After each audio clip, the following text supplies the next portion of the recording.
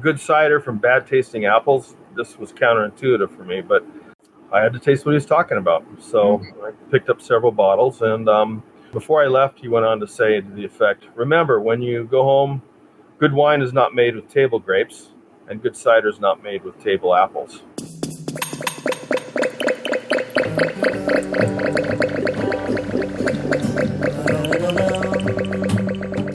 Hello, my name is Ria Windcaller, and I am the producer and cider MC of this weekly podcast, where we speak with makers, cider enthusiasts, and folks within the cider trade from around the world. Hip, hip, hooray! Bringing us into this here episode 390 of Cider Chat, you are hearing from Chris Rylands. He is the cider maker at Renaissance Orchards in Washington State, talking about the difference between particular types of apples that are better for cider making than not. And that little snippet is part of a longer story that will be leading us into his journey into cider making. And also the fact that before he began making cider commercially, he had a business, and he still has that. It's called Cider Supply. And that might be very familiar to folks out there in Ciderville who've been in this little cider sphere for a while and have had a hankering to make Keeved cider. Cider Supply would provide you with a kit to make a Keeved cider. And we'll talk a little bit in a while what a Keeved cider is. But boy, we are so lucky to have him, because not only are we going to hear about his journey and what they're doing at Renaissance and the styles of cider, but we're also going to be discussing this magnificent showpiece, really a showstopper of ciders that he made. He produced 16 ciders, all single varietal ciders, and labeled each one with an enormous amount of description on that label. It's really the most magnificent cider label I have seen to date. And it is a tool. So if you are heading out to the Pacific Northwest come January to attend an event and get to listen to this podcast beforehand, this might be your opportunity to reach out to Chris and say, hey, I'm in the neighborhood. Can I get one of these boxes of single varietal ciders to up-level my own blender knowledge base and also have these incredible bottles, which are spectacular. So I'm going to hold the horses for now about what that's all about. But yeah, you are in for a treat. We're going to be going to that featured conversation. If you're new to Cider Chat, I want to say welcome. Enjoy the ride. There's a lot of podcasts in the archives at ciderchat.com. We're approaching 400 episodes for this podcast. And there's just a lot going on in the world of cider every single day, every single week, on both parts of the globe, both the northern hemisphere and the southern hemisphere. If you tuned into Cider Chat because you're like, hey, I like cider and I want to hear about it, well, welcome to the rabbit hole. We go deep into it and bring voices from all different parts of the world discussing what they're doing there and showcasing that apples grow in so many places where people don't really figure it. Talking about the history of apples, showcasing makers, different cider making styles. You got your work cut out for you if you're new to it, but really just make it fun. Listen to a podcast episode as you can. You could often scroll in if you want to bypass everything, but I don't recommend that because oftentimes I'm talking about sponsors of the podcast or certain events that are going on. If you skip that, you're going to miss the fun. And part of the fun is just join the party and getting in the loop. Up next, I'd like to talk a little bit about one of our sponsors of the podcast and a big event that they're going to be hosting next year. And then we'll be going slowly but surely towards that featured conversation with Chris Rylands. January 15th through the 19th of 2024 is CiderCon. It's being held in Portland, Oregon this year and is hosted by the American Cider Association. Each year, they set up an amazing assortment of workshops, different cider shares, and of course, the conference always kicks off with cider tours. There are 2 days of tours, and there are currently some tours still open. Wednesday mornings are set aside for these longer seminars, such as the TTB Federal Compliance Boot Camp, the Certified Palmier Exam, and the New Cider Makers Workshop with Sina. There's also guild leader meetings and a Two Towns Cider open house, but that is sold out already. See, you got to get in on this stuff early. Then there's a newcomers networking event, a BIPOC meetup. Both of these events are really awesome because it speaks to the ACA's intent to draw people in, bring them in the loop, make it accessible to everyone. Then there's a Northwest Cider Preview Hour, and that I think is going to be like a tasting from 4 to 5. And then at 5 o'clock on Wednesday is the ever-popular Cider Share. Think Cider Fest for cider professionals. And you'll about get that right. That's exactly what it is. It's a fantastic time. Thursday and Friday is non-stop seminars of all different styles for everything from finding about the particulars of a cider gone wrong, working without sulfites, different tasting sessions. There is so much to find. You want to download the draft schedule now. It might change a little bit between now and January, but the gist is there. You can find it all and more and register today at ciderassociation.org.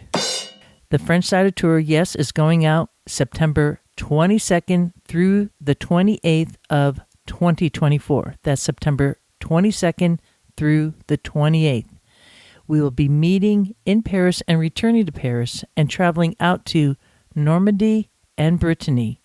It includes meetings with cider makers, cider dinners with cider makers, cider all day long, tastings of cheese, visiting castles, picnicking out in the gardens, hanging out as you would as if you were driving along in your own personal car.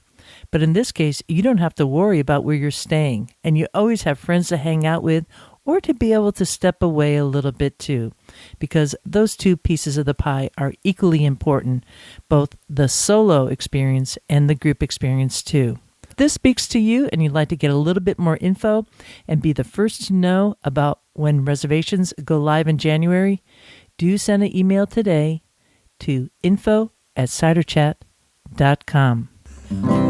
Walking through the orchards. Before we get to our featured conversation with Chris Rylands, I want to make mention of what a Keeved cider is, because this is a big piece of what Cider Supply offered to the public, and also what Chris at Renaissance is able to do today, because very few producers in the U.S.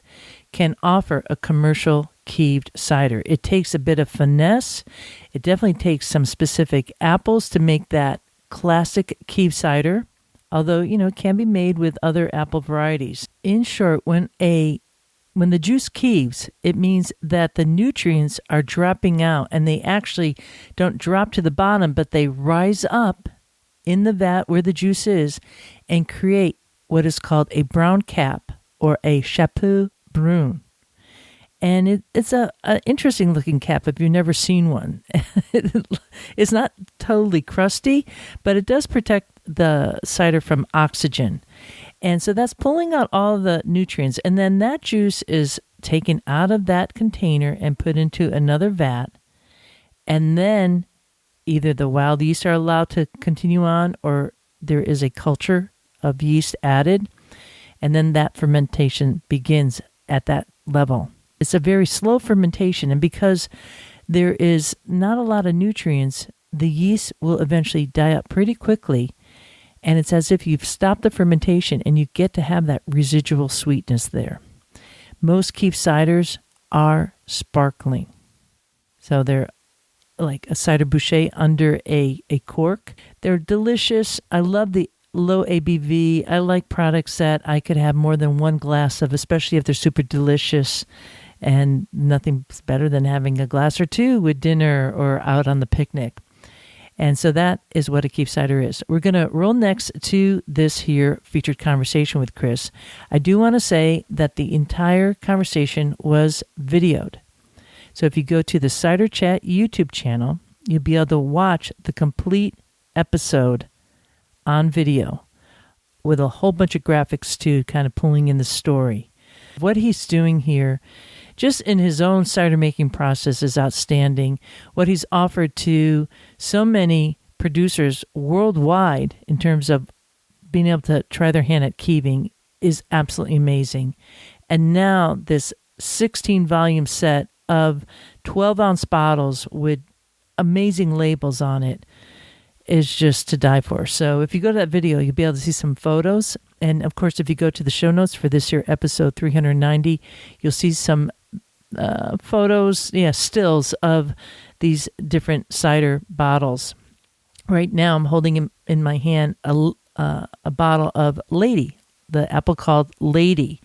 And on the label, it has the graph. And of course, a Lady apple is very low in tannins. The aromatics aren't like huge. What a Lady does have is a lot of sweetness. And it's just cool. You just immediately look down at this flavor graph, and it just tells you what to expect with the profile. There is going to be follow-up videos of me tasting each and every single one of these ciders that Chris so kindly sent my way earlier this year as I kind of revved up for this episode.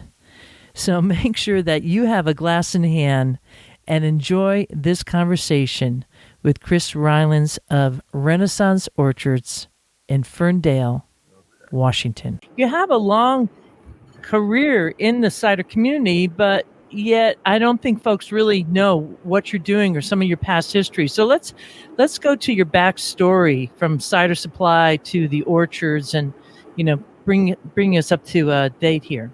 In the early 2000s, we had a surplus of North American apples in our orchard, about 60 trees, and it was largely planted for recreation. It's always pretty easy to put trees in the ground, and a whole nother story to take care of them later. We started experimenting with making cider and using the eating apples, and I had no background in it. I was just, people say, just throw it in a container, a carboy, and a barrel, and add some yeast and let it go at it, and you'll have good cider, and so on. And so in the early years, we had John of Gold, Fuji, Golden Delicious, Macintosh, McCoon, Gravenstein, Red Delicious, Yellow Transparent, and a few others. And the outcome was battery acid cider, usually overly tart, bone dry, with high alcohol. And and family and friends, they look at you and taste it like, oh, this is really good, and but back behind the scenes, they probably didn't like it. So, but what changed it all for me and my wife was Melinda is my wife. I traveled to Montreal, Canada to visit some family, but I didn't bring any cider. So instead of bringing the normal cab wine to our dinner party, I went to purchase a few bottles of cider at the local bottle shop. And I asked for the best cider they had, and the salesperson said, I have just the thing. So he presented me with a cider that was imported from Normandy, France.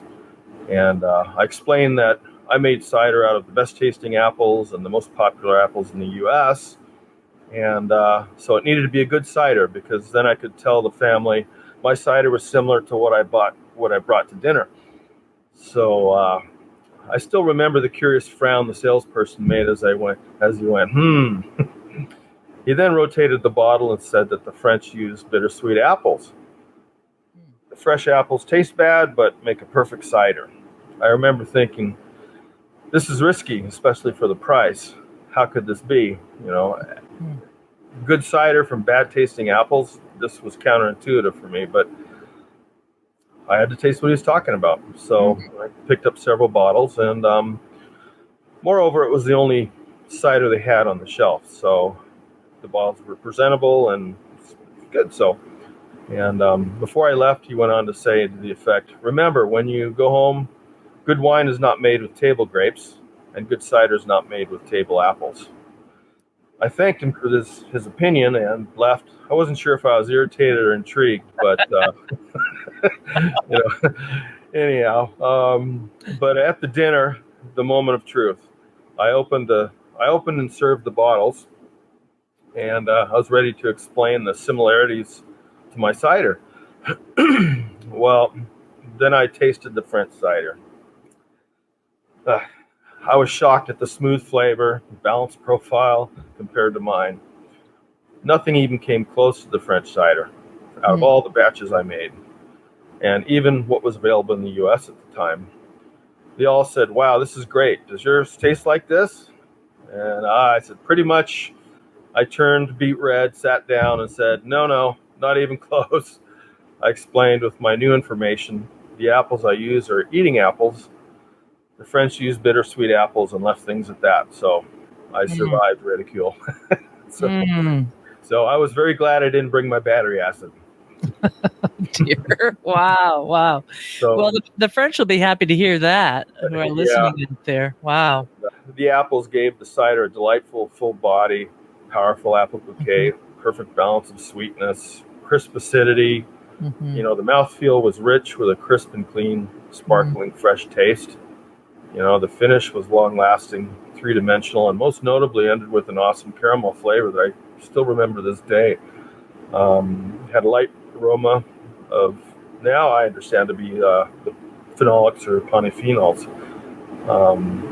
Eric Bordelais changed my cider expectations forever. Ever since then, I crave French-style cider. So I will say that wrecked me. Well, there's only one direction to go. It's up from here. So that must have really changed your whole planting in your orchard. What happened? Yeah.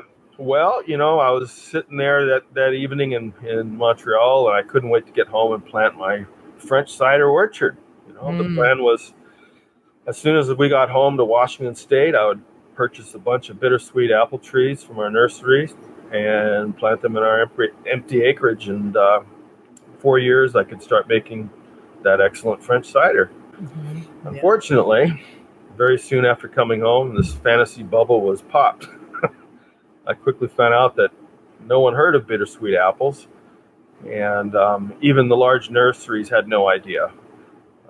Some told me I was actually looking for bitter crab apples with a French name, and that's all. For cider, they kept referring to their apple books and catalogs, saying, "See, these are what we have," and it says they're all multi-purpose apples, and they can be used for cider too. So buy these ones. And looking back, it was very confusing because I was thinking that cider in North America was the same as cider in Europe. I didn't realize or know that apple juice or cider in the U.S. was apple juice, and cider in the UK and France was fermented apple juice. And so the books and whatnot, largely in the U.S., were making reference to fresh juice, and the nurseries were missing the fact that was the case. So once you fermented it, well, it's always a fight to deal with that acidity. What year were we talking about here? Because you said like early 2000s. So just to give people a timeline. Yeah, it was about the mid 2000s. Okay. Right around there from my recollection. Sounds about right. Yeah. So, and I started doing the research, in the mid 2000s. After work, we spent thousands of hours late into the evenings researching on every possible aspect of cider online and English cider. And the scope was just basically getting cultivar names and orcharding information and European cider making processes.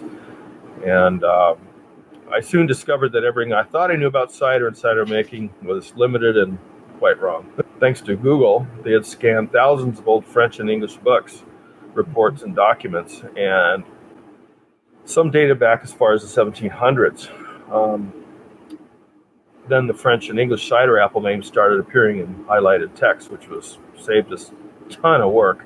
It was several months, maybe even a year into this researching.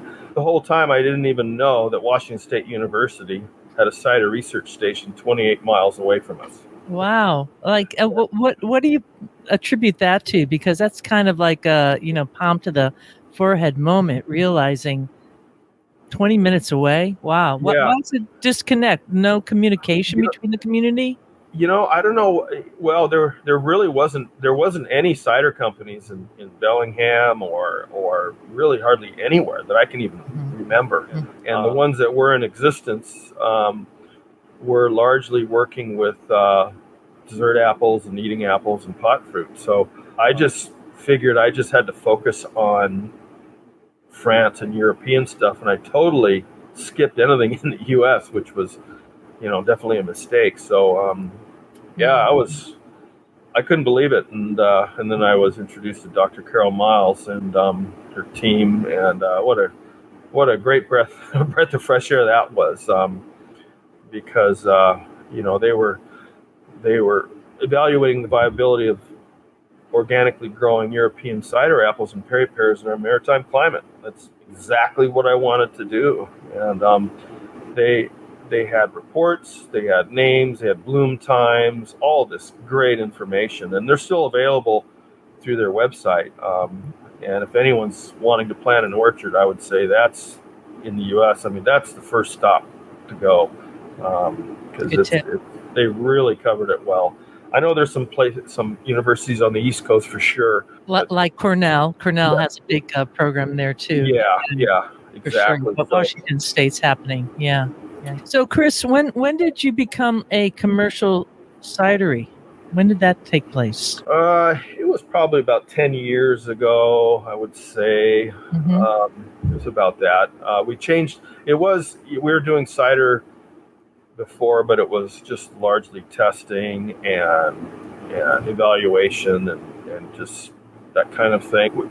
It was Cider Supply in the beginning. We are still cidersupply.com, but I named it Renaissance Orchards in the spirit of a revival of cider apples. Very good. Totally focused on reviving the cider apples. Here in the U.S., even though there's not a huge history of it, we were going to revive it, do our best. So I'm just trying to get a timeline here. So early 2000s, you had an orchard, then you started, discovering the other options that are going on in the rest of the world. Mm-hmm. Then you started Cider Supply as a way to connect the community. Like, what was the original idea behind that? And let's just tell folks what Cider Supply is, because I know I picked up a Keeved kit from you a number of years ago. Yeah, well, as time went on and I learned about how to Keeved cider, there was the PME enzyme, pectin methylesterase, and in some of the good cider books of the time that they were mentioning that, and but it was impossible to get, and I really tried hard to get it. And the only thing I could do was to find enzymes in, several kilo amounts. And the manufacturer would not sell it anything less than that. And so I said, well, okay. So I said, maybe I should try to peddle the excess off. And that's basically what we did, was we bought it in bulk and then created this whole idea of generating Keeved kits with a amount of PME and then calcium chloride, of the highest quality, and then instructions on how to keep cider. And at that time, I was starting to get for several years, I had a lot of bittersweets coming on, and I could actually start keeving and experimenting. So, but I had to basically unload the excess because it is a perishable. It loses approximately, at least this stuff, the powder would lose 20% of its viability per year. We opened up the whole cidersupply.com and started selling the Keeved kits. And basically people could email us and then say, how much cider they were trying to Keeved, and we would tailor the kit for them. So it was all pre-measured and pre-mixed. So literally, as long as they had their apples or whatever apples they wanted to use and try with, there was not a whole lot of lab work at their end as far as that goes. So, and we sold about 8 years. We were selling around the world. There was no other place in the U.S. that you could get it. And in England, you couldn't either, but there was they had the same problem. Was you had to buy a whole bunch amount, and people just weren't. So sold thousands of kits all the way to Eastern Europe, to Northern Europe. It's funny. The only place that never bought one kit was France. I never, out of all those years, never one single Keeved kit. They don't need it. They don't need it. I mean, they have it perfected, no doubt. So I just always found that to be funny. But most of the sales went through to the East Coast, and England and the UK area, and a lot went over to Northern Europe and over in the Baltic states there. In the meantime, now Vigo they had started their own Keeved kit, and that kind of allowed the English or the people in the UK to buy enzymes there. The manufacturer I was getting it from ended up quitting making it in the powdered form, and it was then in the liquid form. They would only offer it, and you had to buy basically a 5-gallon, it's super concentrated 5-gallon container, and it was about $1,000 or something like that. So I said, no, that's it. I was wondering why you stopped doing it. It's kind of amazing that you sent it out to so many places all over the map, and yet Keeving is, really only recently, at least it feels for me, in the U.S. being understood, and we don't see that many makers doing a Keeved cider commercially in the U.S. I think I maybe have seen one or two. Yeah. Do you have any thoughts on that? Why that is like that? Well, I did get I think a lot of it was attributed to meta search names and just the name Cider Supply. It's kind of indicative of what we were doing, and I would get all kinds of questions about it, and people would read on, and largely I think a lot of people tried it with their culinary apples and eating apples, and with mixed results, to say the least. You really do need to have bittersweet apples. Even the bitter sharp apples do not do well.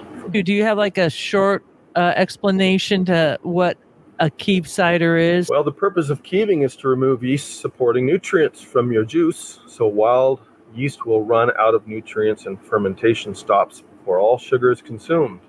What remains is a natural semi-sweet cider with great mouthfeel, fragrance, superb flavors, and just enough alcohol to prevent spoilage. And so folks who drink a Keeved cider, the classic is like a Keeved cider from France or the UK, and you have like that residual sweetness that is not because somebody's adding more sugar or some other kind of adjunct to it. It's just a pure juice. It was a stop fermentation in many ways. It just lends a beautiful cider, and often low in alcohol too. Yeah. Low alcohol by volume. Yeah, most of all the Keeved ciders I've done, they've all been between 3.5 to, some got up to 5%, but that's pretty much it. But I've talked to people that say, well, you can do multiple rackings of bittersweet juice, and yeah, you can get a lot of, without keeving, you can get a lot of similar flavors, but there is just this extra component in the body and mouthfeel of a real Keeved cider that it's actually sat on the lees a little bit before it cap floated to the top. I've had some ciders sit a month, cap decided to rise. So those were definitely had unique flavors associated with that extra lag time. And you do sell a Keeved cider, so you're one of the few makers out there. There it is. I've only got a couple of bottles left. I think it will blow people's minds away when they start tasting Keeved cider. For me, as someone who leads tours to France, it's really nice to be able to have ciders on hand that are low ABV, because we're starting to drink kind of early in the morning, and I could drink a whole bottle of that on my own, and sometimes I do. I recently got back from a trip to Paris and traveled around Normandy a little bit, and it was really interesting that how cheap or economical the Keeved cider was over there. I mean, it was everywhere in the shops, but mostly served with crepes and in the breakfast and cake shops and bread places. It wasn't, at least the places we traveled. Definitely, it was the staple for breakfast, before drinking before noon, something that's Why not? With the Keeved cider, why not? Yeah. Are you selling other products at Renaissance? Yes, initially, I mean, in my worldly plans, you can make God laugh by telling him your plans. I thought I would just sell Keeved cider and it was going to be great, but a lot of the consumers, they like it, but in the U.S. the price point is a bit high. Consumer, at least from my experience in this area, they want flavored ciders. They want, and I remember one time you had mentioned, if you really want to be a cider connoisseur, look at the back, and anything that says 100% cider apples, put it to the left, and anything that has flavors, put it to the right, and then focus on the 100% cider. Yeah. And you're going to then learn about cider, and taste that. We live by a college town and have a lot of the college kids wanting mango, pineapple, maple, vanilla, all these flavors. So I've actually started producing those, but using bittersweet. I know a lot of people would like, my gosh, you're wasting bittersweet doing that, but it adds a different component or layer to the flavor that barrel aging doesn't. Right. So, but we've got the flavored series and then the pure series, which is the Perry, and then the big blend cider, which is when we planted the orchard, we had learned about grafting. That was the only way for us to attain all the cultivars we have. And at one time, we had 3,000 trees and about 305 different cider cultivars. And we got the scion wood basically from collectors around the country and the USDA and several other places that have a genetic repository. And then we grafted those on. But my plan was to thin them out and just pick maybe 10 or 15 of the good cider trees that were strong and not fickle. Well, this climate, at least here, all the apples grew well.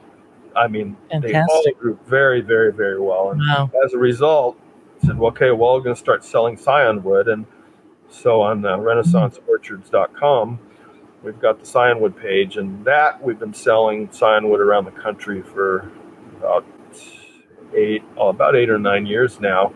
But in the interim, we've lost probably a lot of the trees. Still have most of the cultivars, but lost a lot of trees to, deer, mechanical, failures, tractors, people speeding, irrigation that didn't work the way it should. So, but we'll go back with single blocks, so there'll be less of the orchard taster, so to speak. What do you mean by single blocks? Right now, we've got one row that has probably 30 different kinds, row of 600 feet long that has 30 different kinds of cider apples growing. It's pretty ugly. Yeah. So a single block would give us the ability to make one variety. Yeah. One variety. Okay. Yeah. Got it. But yeah, the big blend is basically, quote, Renaissance Orchards, because it is 100% all the orchard apples that I get every year. Super cool. So, and just to give us an idea of the orchard itself, and you're in Ferndale, which is pretty close to Bellingham, which is near the border of Canada. So if you're looking at Washington State, you have the Olympic Peninsula a little bit more to the west of you. Yes. And then you're pretty close to British Columbia.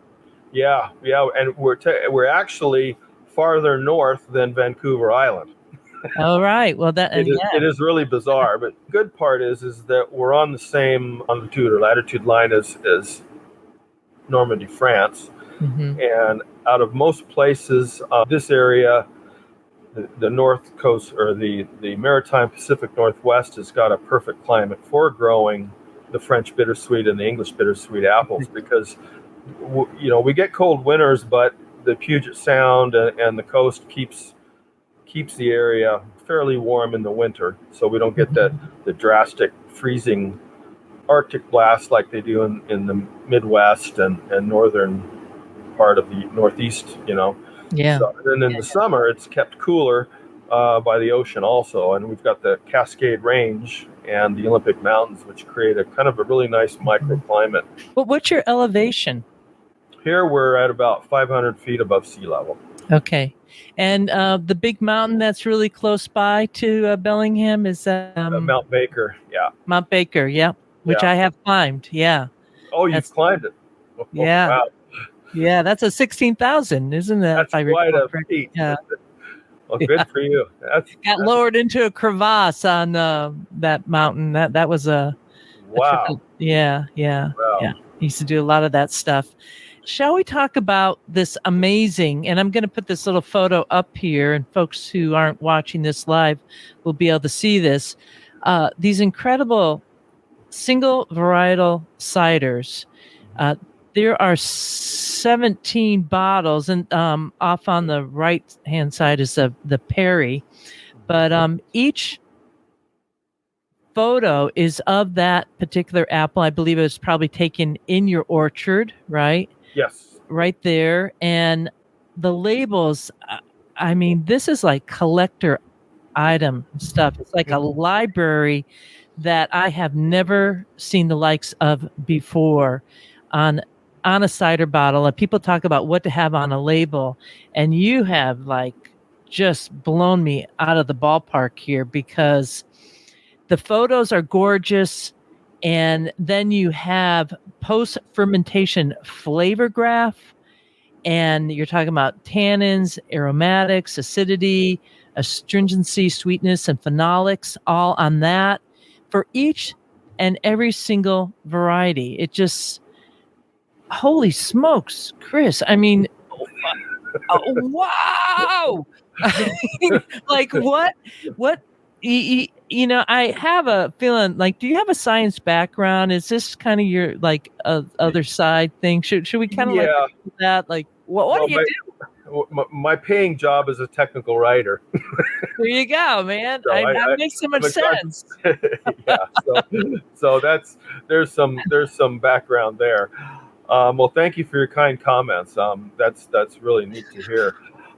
It was one season I was thinking, over the years of selling scion wood online and the different cider apples, and then doing the research, I found there was a huge disconnect between what people were saying. Okay, well, if I get this apple, whether it's Dabonet or Fill Barrel or Ellis Bitter or whatever, I read it in the book and it says what it tastes like, but I don't know what that tastes like. And then, so after I started experimenting during the keeving process, my keeving research, I would do different blends and things. And some of these I did by themselves. And I said, this tastes nothing like what the textbooks say. And some of it is because some cultivars are not true to type, because over the years become, I think Tremlett's Bitter is one of them. It's a bitter sharp in the U.S. and a bittersweet in England. So there's ones that are missed there, but this is all done with the same yeast. They were all treated equally. There was no sugars added, no anything like that, and they all fermented out to completion. So there may be a little bit of change, because maybe some, to get a better flavor, you would have to let it age longer. So, it's kind of a ballpark thing. I said, okay, well, what are the basic things that I've noticed people ask about? One is the tannins, 2 is residual sweetness, 3 is acidity, the polyphenols, and that magic can be magic and it can be a curse. And all of these things. I said, well, why don't I just do a flavor set of all of these apples, and we'll see how it turns out, and then graph it. And I kind of discovered that this residual flavor, the final flavor, did not have anything to do with the flavor of the apple. That's right off the bat. I mean, you can take a bite of a bittersweet and you can tell, yeah, this is a full bittersweet, or this is a mild bittersweet. This is a bitter sharp, and so on. But extrapolating that information to a finished cider profile is, for me, I've never been able to do it, and it changes from year to year because the compounds swing from year to year. So, so with that in mind, I still said, well, we'll just do this and do a one run and see how these do a comparison contrast. So people have the idea, it's like, okay, well, this is what a cider tastes like when there's not enough acid in it. This is, people say, oh, I'd love to buy the whole thing. It's like, well, do you know what you're buying? Because most of them are not very good tasting, because most of them are blenders. You need to have a good cider. You take some Dabinet and you blend it with a acidic variety, and then, you get some, a balanced cider that way. So it's more in the sense to say, the graph at the bottom is say, okay, well, this is what's predominant in this cider. The goal is to have something in the middle. Yeah, exactly. There's like a little red line, and typically ciders want to be in the good zone, but you can kind of see that they can taste it and say, okay, the astringencies are really low on this one, and the tannins are pretty high. So what does that actually taste like?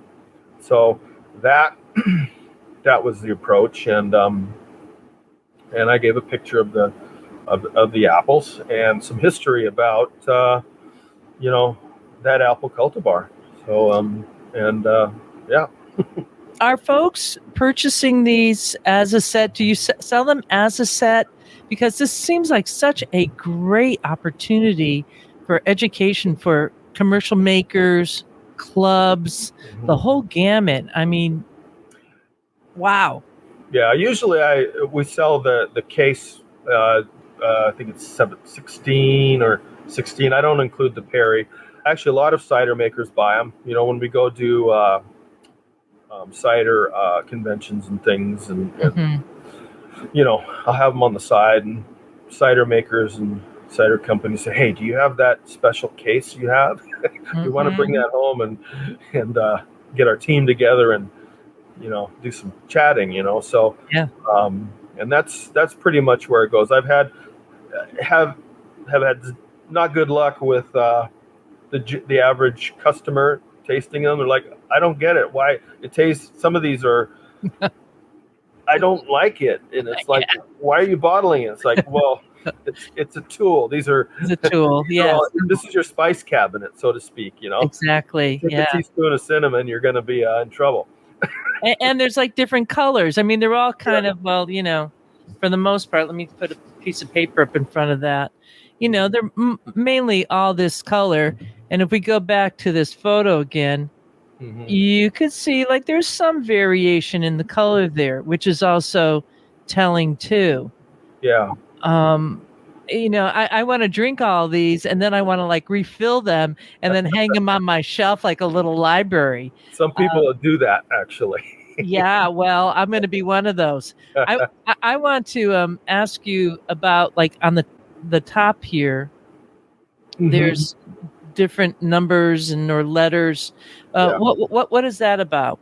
So I got done fermenting all of the different containers of the different cultivars.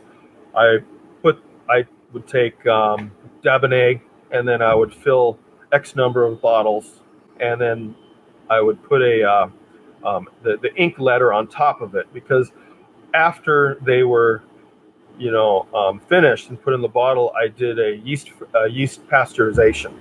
Okay. So brought it up, and so to kill off any potential residual yeast, and labels would come off in the pasteurizer. So, and we weren't going to do 18 different pasteurization batches, so we basically had 18 different cultivars in the same bottles, but you couldn't tell them apart without the letter on top. There So you that's go. why it exists. Yeah, total like Rubik's Square thing. Yeah. I mean, this label is so incredible. So it says apple type, and it explains that in terms like a bittersweet, and then also Chris has on here for this one. This is the Ellis Bitter. It says a blender and Keevers, and then it says the origin, in this case, England and Somerset, and the year 1800s, and then he has written here use as a blender and as a single varietal cider, and then also for French style cider because it's low acidity and high pectin levels allows for keeving. And then there's some notes too on the bottom, particular to this bottle here, that it's a still cider and was fermented in glass using the yeast here, Lavalin, which is a D47. I'm sure a lot of listeners out there are familiar with that. Yep. And at the temperature too. I mean, OMG, this is like a cider maker's handbook on a label. And then it says how long it was aged, 6 months, and then aged on a secondary lees for 12 months. Wow. I mean, man, you win the award for labels of all labels. I mean, Thank you. I love your big blend. I have the Perry here too. This is really beautiful label. Let me bring that in. Beautiful label, right? Thank you very much. But this is like Library of Congress type of stuff because we don't see this anywhere else. And what an opportunity. People talk about that like, well, make a single varietal. So when you initially did this, was this in like 5-gallon and now what do you do? How big of batches are you doing this in? Well, I have not resumed it because it was terrifically labor intensive. Yeah, I'm gonna say. But there was about 50 gallons of each. Okay. So it was a lot, and I sold a lot of them. There's still some available, so if people contact. Okay, good. All right. Yeah. And I hope people do come knocking on your door because wow. Yeah, well, they can.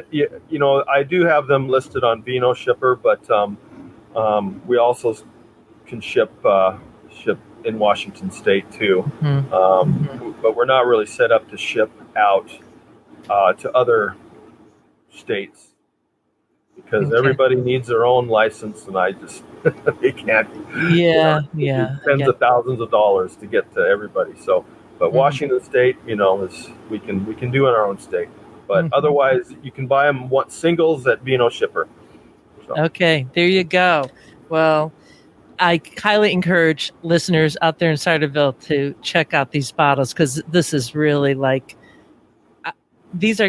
I get a lot of bottles. I'm holding on to these bottles. I'm like thinking, where can I set up my shelf? I have make a shelf just for it because, man, it's just so cool. I just, right there.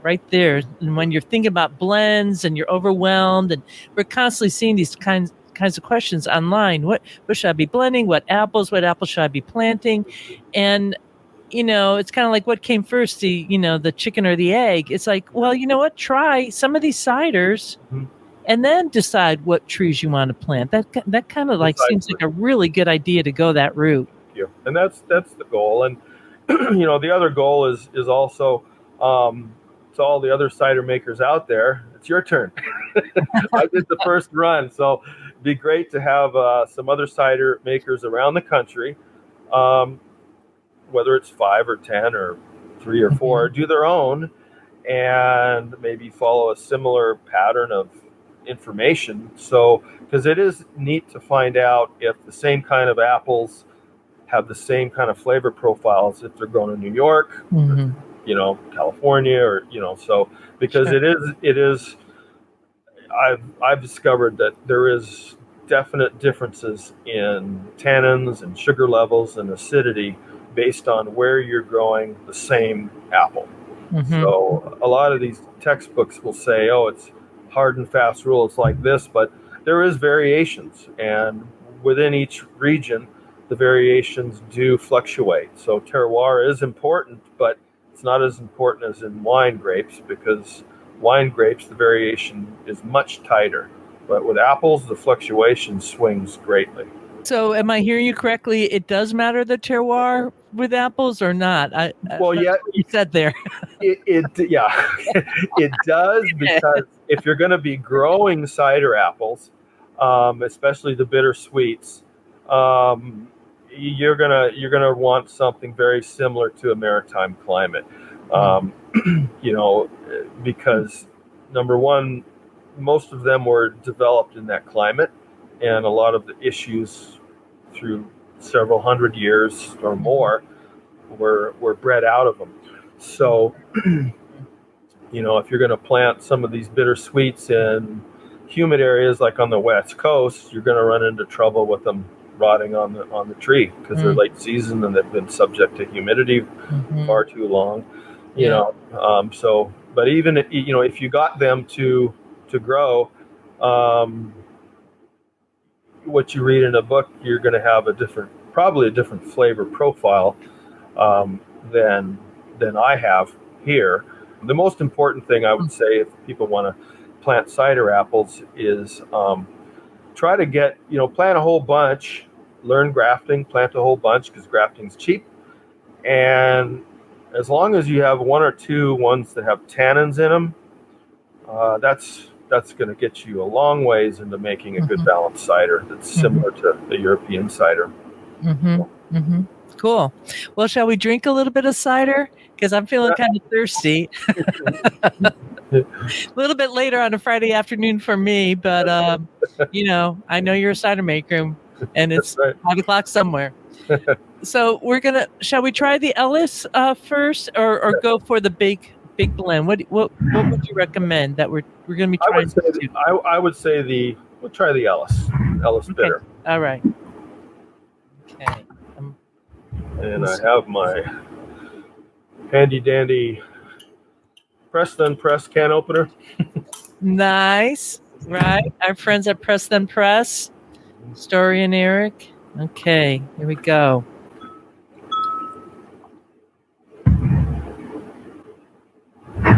So again, these are all still ciders that you have bottled here. So look at that color, just like nice, not straw, but it's an amber, nice light amber. Thank you. So be interested to see what you think.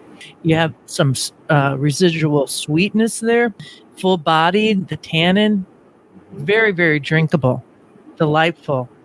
It could use a little more acidity. I find it a little bit flat on that end, but that's. I like a lower acidity in my cider, so maybe I'm not always a good judge of that, but I find it a little watery. Keep the customer away from the cider maker.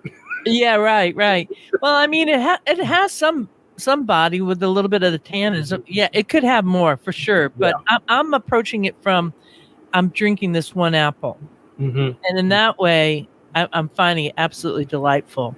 If I'm going for a blend, I think I'm going to be looking for a little bit something different there, but it tastes a little bit kind of like a baked apple.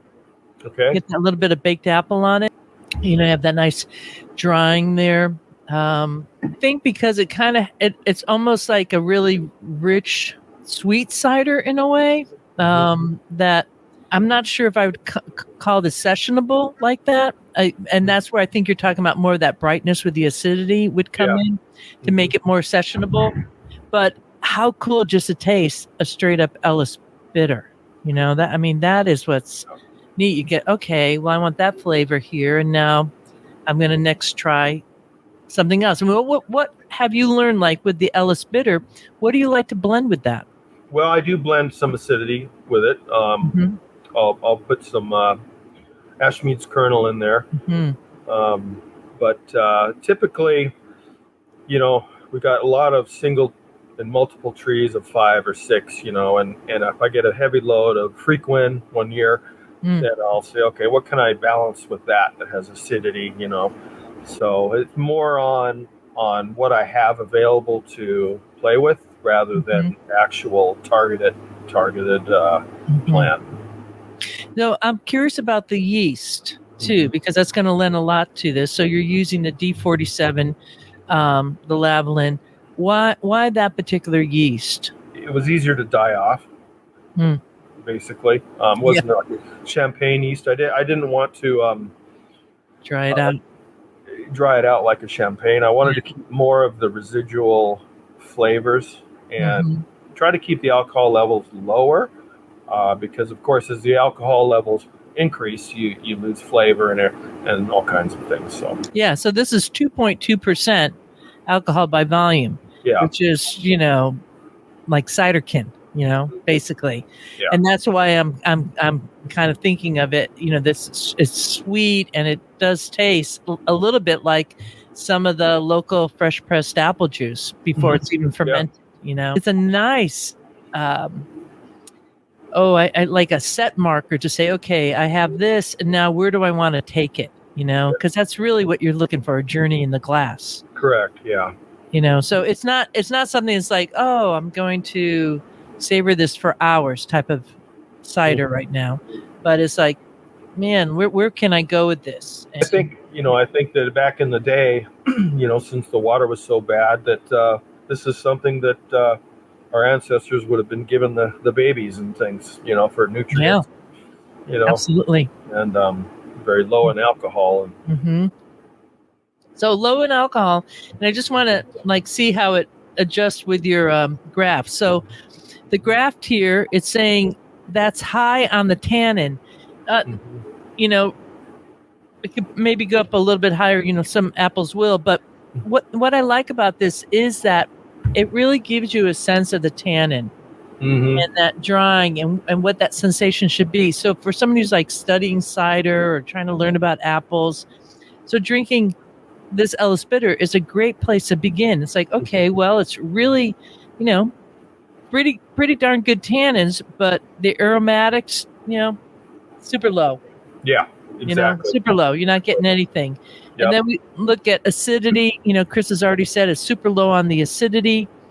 Astringency, it's not like a tannin bomb or anything, but I'm getting that on the roof of my mouth. And then sweetness is higher, and you could taste that right out the door. And then the phenolics. Let's talk about phenolics. Can you explain to listeners phenolics as you see it? That's something I've always struggled with, trying to explain what the polyphenols and the phenolics, how they present themselves in the cider.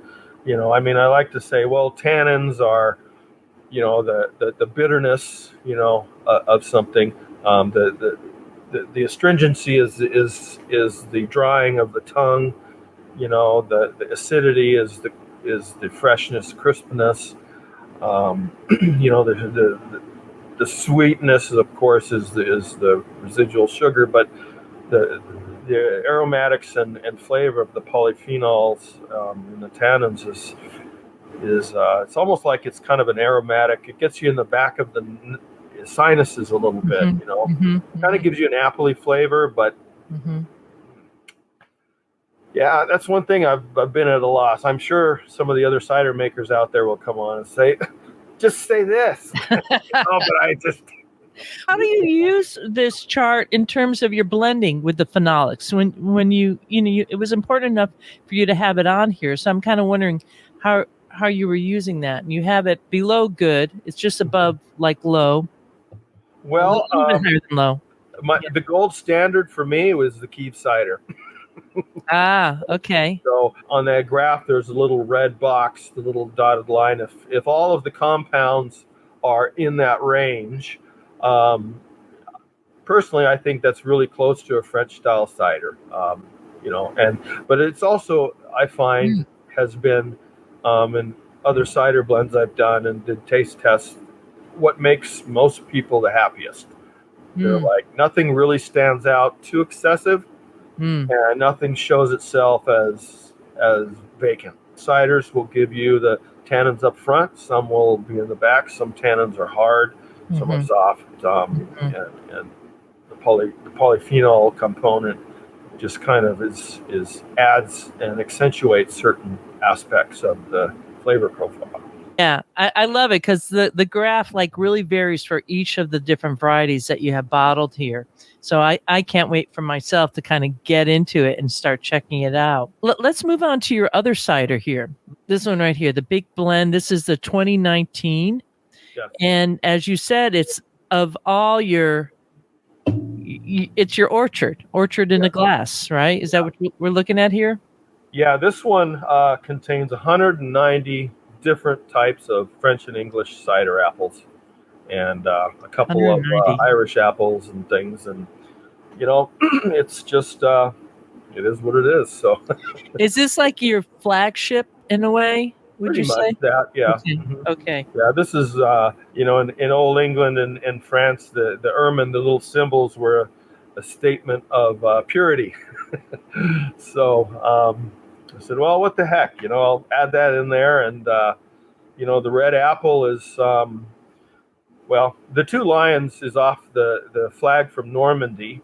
I was wondering about that. Yeah. I said, well, I'm growing French apples here. Let's find a logo. And I said, oh, the two lions are cool. And oh, well, a red apple with two lions. It's French cider apples. So, and went with that. So I'm going to open this can here. I always get scared opening near my equipment, but here we go. And I'm going to let it just kind of, I find if I drink it too quickly when it's still settling in the glass, because it's kind of popping right out of the glass. So this is one that if you're going to look at the graft, aroma is right there, really coming out. Yeah, this one would have had, it's got all the compounds very close. I have to just let my mouth settle into that. I'm thinking 190 apples. 100, take one down, you pass it around. My goodness. So you can see a little bit of bubbles coming on. I'm not sure if you can see that, but there is nice carbonation here. The clarity is beautiful. It's the Ellis Bitter, where that was more amber. This is more of a, gold, much more golden color. The bouquet, I'm gonna say apple-y, that's so like lame, but it feels like there's a lot going on in the bouquet. Very floral. Thank you. Not super tannic, at all. So you have that the acidity is really well pronounced. So it's really carrying you in the glass. Still getting a little bit of that kind of like baked apple in the background, just very lightly, kind of caramelized, not buttery. Full mouth, all the way around. Full mouth experience. So you're getting it in the front, all the way to the back, drawing down, and that is really what I look for in a cider. Something that's just not one dimensional. This is totally 3-dimensional cider. Yeah. And this is a cider that I want to sit down with for a while and just, see how it changes it in the glass. And as it warms up, mine's not really, I didn't like deep chill. It's just lightly chilled. I can imagine this with food or just having it alone. It would go either way. It does feel like I've had like an apple in my mouth, not a tart apple, just a really baseline kind of, nice acid in the apple. Yeah, lovely. I'll have nice breath from drinking this cider, which is also a plus too. Excellent. Yeah. Well done. Really lovely. Wow. Thank you very much. Yeah, a lot of complexity here. And this is a 6.5%. Is that what I'm recalling correctly? Yeah. If I remember correctly? Yes, it is. Yeah. And you're classifying this as semi-sweet. So, but because of the tannin structure there, you have a little bit of that. What I like, what you're doing here is for folks who don't maybe normally are familiar with cider, they could have this and say, wow, there's some complexity here that I didn't expect. Oh, but I have a little bit of that sweetness too. Yeah. So it pulls the mass market, but at the same time, for cider drinkers like you and I, we're like, oh man, this is totally drinkable. Very pleasing. Well done. Thank you. Yeah. How about the Perry? Let's talk about what you're doing with pears and this particular Perry pear is was on a barrel age, wasn't it? Calvados, French Yes. Calvados. Yeah, this was has got a good amount of the polyphenols that I mentioned. There's about 2 cases left. Oh, okay, good. And do you know what kind of Perry pears you have? Yeah, there's let's see, right off the top with yellow huffcap, butt pear, Romanian Perry pear, red pear, Winnell's Longdon, Barnett, gin pear, Gelb Mostler. Wow, all these wonderful names for pears. There's like nothing like a pear name Yeah, for the Perry pear. And then also a conference pear, which was one that was very famous in the late last couple centuries as being the best all-around pear in every way, according to some of the old reports written in the 1800s. So I had to plant one of those. And it's also including one of the earliest ripening pears I've ever encountered. It ripens in June. It's called Bella di Giorno. And if you want early pears, they're at the end of June. Wow, how big are those pears? They're about 2.5, 3 inches tall. No kidding. Best. And they're very thin skinned. They ripen and drop immediately. Wow. But they are super flavorful and they're not gritty. And they're beautiful pears. I mean, beautiful little things. They're yellow with a little bit of a reddish blush on them with some spots. And are those Perry pears? No, I mean they're eating pears, but those I add some of those sometimes. But fantastic! Wow. Yeah. You get to like offer something really early. That's wonderful. Yeah. One thing, I'm really pleased to meet the person behind Cider Supply, because I knew that you were doing quite a deed there, trying to get folks turned on to Keeved cider, something that is still coming down the pike. And what you're doing at Renaissance is just really phenomenal. And I so appreciate you sending me that liquid. Yeah, thank you. Encyclopedia. Well, again, hopefully other cider makers will take this lead and run with it. And I would love to taste somebody else's stuff grown in another region. I think here it's a lot of flavors. Add all kinds of flavors, and which is fine. It's just a different product. I've got the mango and the, over here the different ones, and they're good too. So a cider for every palate, and that's the beauty of it, no doubt. Of course, myself, I just like to have the apple in the glass if I can, and I'm really exciting. It's really exciting to like think of all those like single varietal apples just waiting to be cracked open. So more to come from Renaissance Orchards, and we'll be, watching and letting everybody know when you go live with your, shipping out. And but for now, check out Vino Shipper, right? And 2024, yeah. And also, I press then press. So press then press. Yeah. I do have some ciders there. And they may even have some leftover Keeved ciders. So okay, I will be coming out with another Keeved cider in about a year. So. Very good, very good. Well, we love Press and Press. Well, Chris, thank you so much for chit-chatting with me today on the Cider Chat and sharing your backstory and kind of bringing us up to snuff on what you're doing. It's really exciting. It's exciting work, and I think you've really done quite an exemplary. Thank you for the cider community. You really have. It's beautiful. That. Yeah. At the Cider Chat YouTube channel, you could watch the full-length conversation with Chris Rylands, also with background video compilations of the area and the cider bottles themselves that we were discussing in this here episode 390. And make sure while you're there, do subscribe, because I will be rolling out more videos of each of these single varietal ciders of every single apple that he sent me, and showing you the labels and discussing what I found in the bottle. Are they watery? Are they a blender?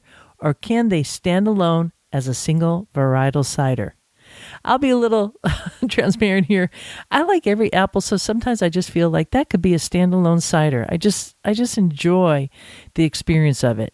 Even outside of being a cider maker, it's just super cool to finally have the opportunity to taste an apple in the glass. And with that, I leave you here. This is Real Wind Color signing off for now.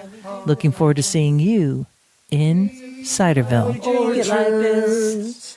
There is a reason why we do it like this. There is a reason why we do it like this.